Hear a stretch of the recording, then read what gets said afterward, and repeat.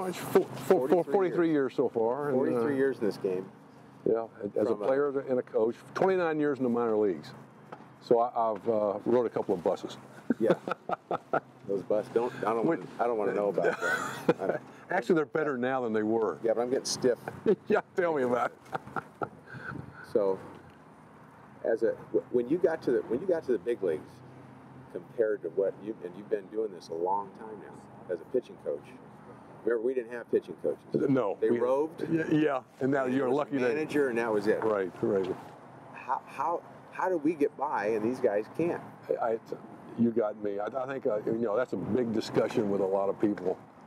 Why is things the way they are now? And I think a lot of it comes the way kids are. I shouldn't say brought up, not what they do. Exposed to. Exposed when they. One of the questions are asked: why are there so many injuries now compared to when we played? Yeah. There were injuries, but not as many. But I think that comes from the fact that the kids now, in just about every sport, they play around the whole year. They never take time off to play something else. I know a lot of them are burnt out. But I think from 8 to 14 is when a vast majority of kids, give up and quit. And I think that just comes from the fact that they, like I said, they get burnt out because they do it all year long, and there's no period of time to rest and do something else.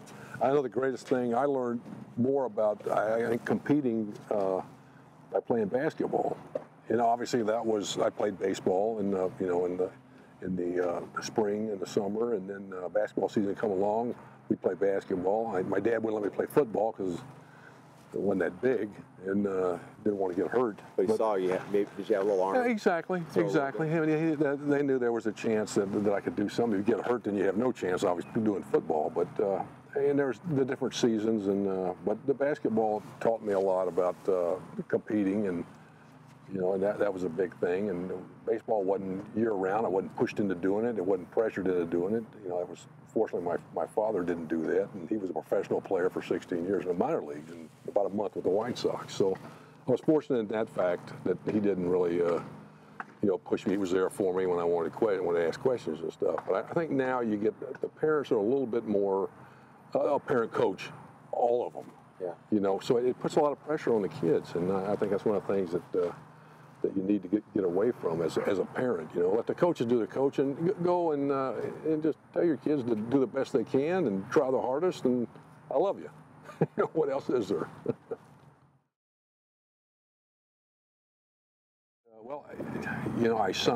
I left Baltimore in last year was 77, and I went to the Expos as a free agent.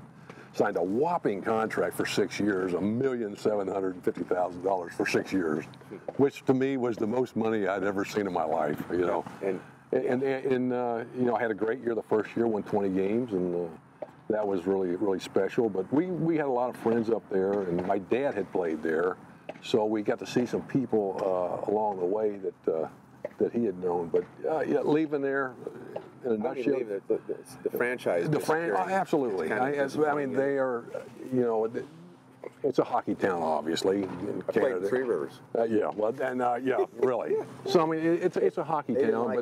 But the people, over the years, they started to get learning baseball like Americans learn hockey. They were trying to. I noticed that. Yeah, and that was it was a fun place to be, and they cheered for both teams. The baseball, which was funny when I was with the Reds, we went in there and had to be polite. Oh yeah. So then they started finally seeing it, but Montreal still has a following of 10 or 15,000 fans, and there's talk of moving a minor league franchise up there, possibly from the Eastern League. So that would be good. It would be just absolutely frigid, but still. There's a fan base there, and I think the people would really enjoy seeing baseball, because it was sad. You're just watching some of the videos of the last game and some of the things went on. It was a pretty sad thing. Were you on the club when Kingman hit that ball out of the toilet over the? I think I was. I was also there when Stargell hit the ball off of Wayne Twitchell, that they put the gold seat up over the auxiliary scoreboard in right field. That's the hardest ball I've ever seen hit in my life.